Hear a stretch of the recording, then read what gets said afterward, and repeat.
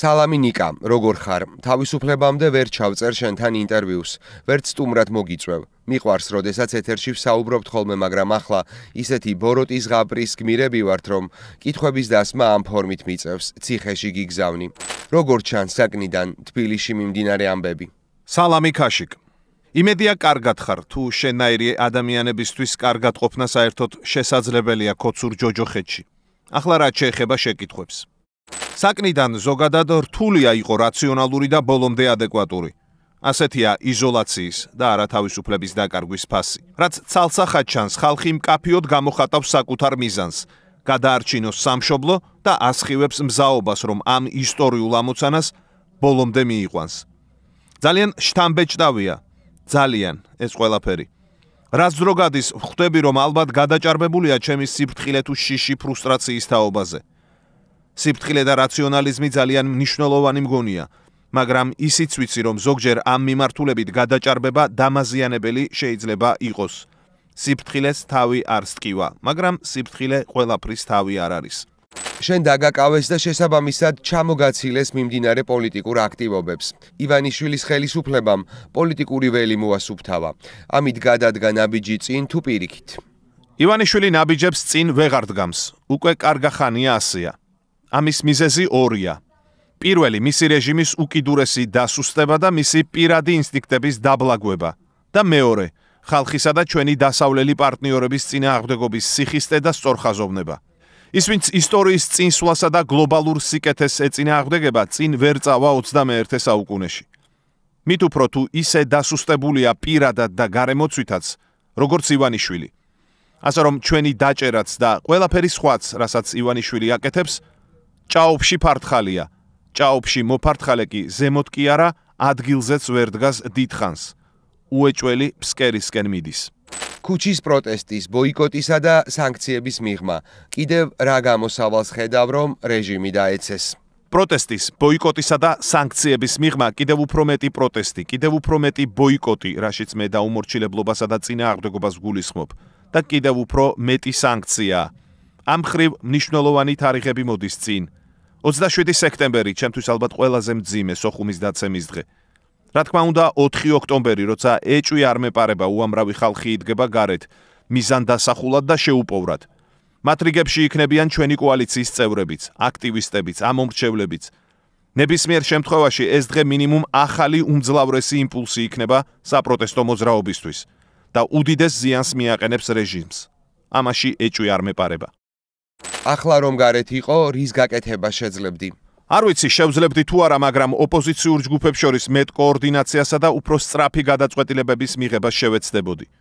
ამას ხშირად ოპოზიციის გაერთიანებას ეძახიან, რატომღაც, რაც სხვა თუ არაფერი კოორდინაციის პროცესის შეუძლებელ ნიშნულზე დაყვანას გულისხმობს, რაც არაერთხელ მოხდა უკვე. და ამას გარდა გაერთიანება შიდა პარტიული დეტალია. და ვის აინტერესებს ახლა პარტიული კოალიციური სტრუქტურების საკითხები. პრაგმატულად და იდეურადაც ხელის შემშლელი კონცეფციების აჩემება, ყველაზე გონივრული არა არბილად რომ ვთქვათ. სწრაფი და ეფექტიანი შედეგი მნიშვნელოვანია. ახლა განსაკუთრებით. გარეთ რომ ვიყო, ასევე უზარმაზარ ძალისხმევას დავხარჯავდი მეგობარ აქტზე, რაც გადამწყვეტი მნიშვნელობისაა. თქვენი კოალიციის 4 ლიდერი ახლა ციხეშია. ასეთი მძიმე სურათი დამოუკიდებელი საქართველოს უახლეს ისტორიაში არ ყოფილა. ოცნების ამქმედებებს რა ახსნას უძებნი? მარტო ჩვენი კოალიციის ლიდერები კი არა, უამრავი პოლიტიკოსია ციხეში. უფრო მარტივი იმათი ჩამოთვლა გახდა, ვინც გარეთაა. კარგია თუ ცუდი, სინამდვილეში პირველ რიგში ის უნდა გვაინტერესებდეს, რისი სიმპტომია ეს, რეჟიმის დასასრული სტადიის. ასე ყოფილა ყველა დიქტატურაში. ასეა ჩვენთანაც. არ მახსენდება დიქტატურა, რომელიც ისტერიული რეპრესიების გარეშე წასულიყოს. რაც ძლიერდება ისტერია, უფრო მკაფიოა დასრულების სიმპტომები. ანუ უფრო მძიმეა რეჟიმის სასიკვდილო დაავადება. 2x2 4-ია. გაიცვალა თუ არა გაკულაკებაში არჩევნებში შეყოლა იმ ოპოზიციური პარტიების მხრიდან, ვინც ვიცით, რომ თვითმმართველობის არჩევნებში ოცნებასთან ერთად მონაწილეობს. ეს ძალიან მძიმე ბრალდებაა და პირდაპირ მტკიცებულების გარეშე არ მივცემ თავისუფლებას საერთოდ რამე ვთქვა ამ საკითხზე. ერთი რამ ცხადია, უზარმაზარი შეცდომაა, უზარმაზარი.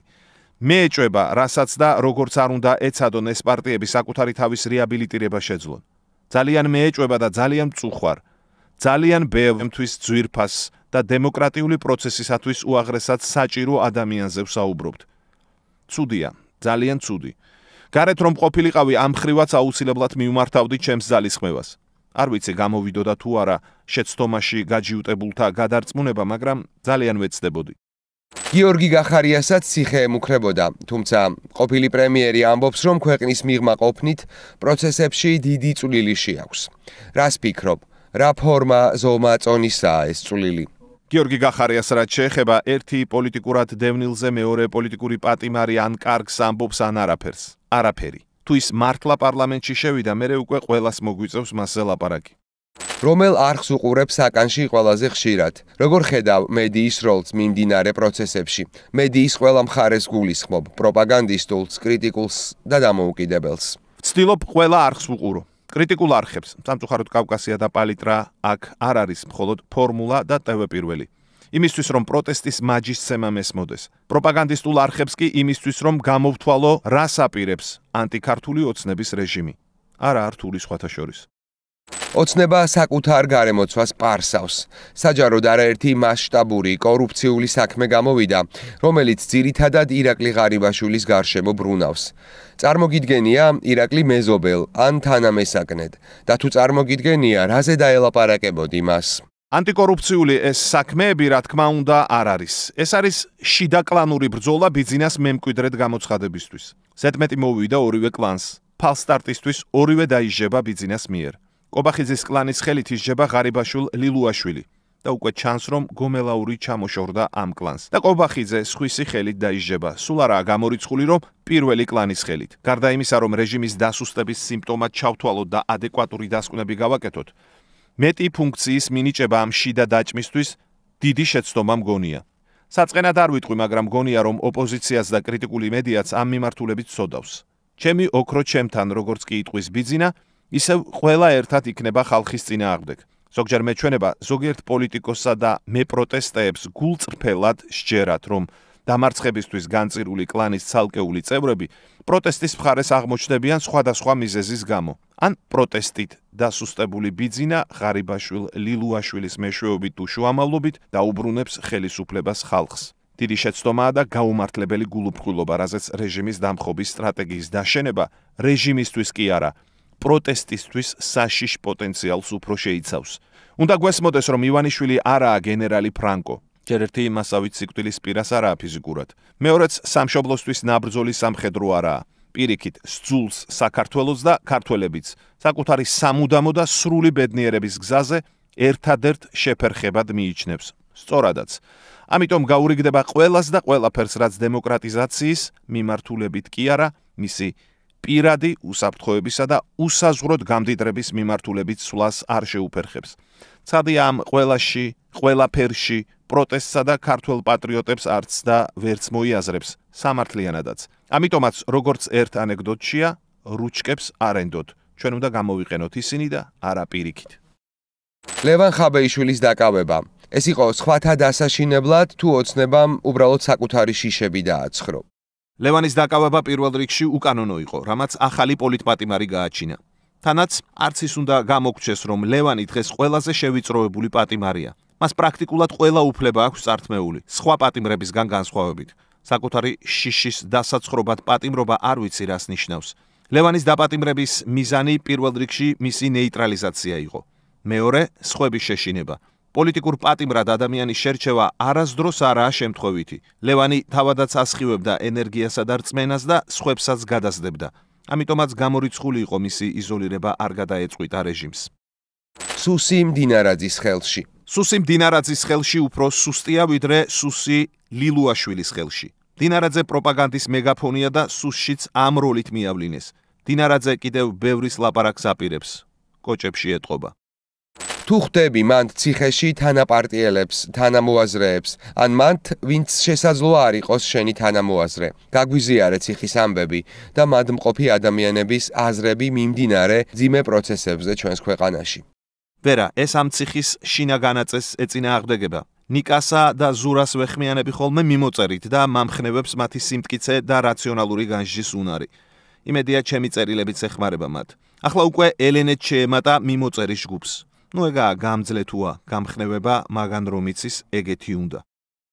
ხედავ თუ არა ახალი ძალის საჭიროებას და მიმდინარე პროცესებში ხომ არ გამოჩენილან ასეთები. ახალი ხალხი პოლიტიკაში საჭირო კი არა, აუცილებელია.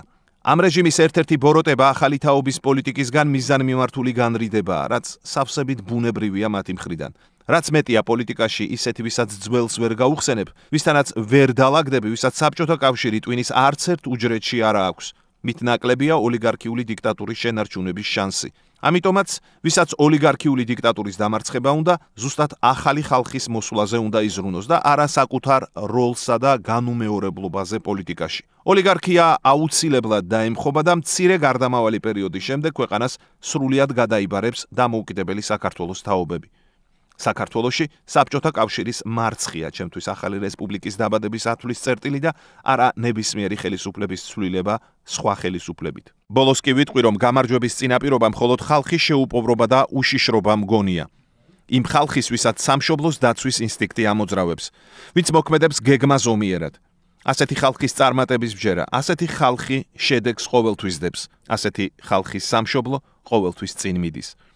რაც შეეხება მშვიდობიან რევოლუციას, რომელიც თურმე არ არსებობს, ოქსიმორონია და ასე შემდეგ, როგორც ქოცები გვეუბნებიან. სრული სისულელე. დემოკრატიული რევოლუცია ბოლო საუკუნეში ლამის უფრო მეტი მოხდა, ვიდრე ძალადობრივი.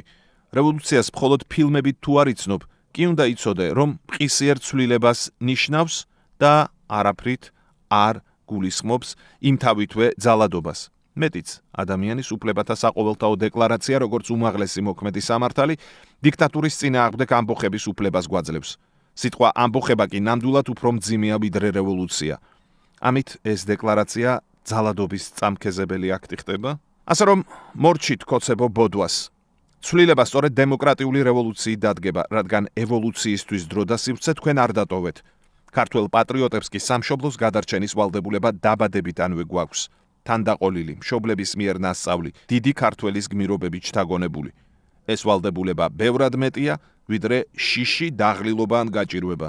ანუ ყველაფერი ის, რითიც ანტიქართული ოცნება იბრძვის.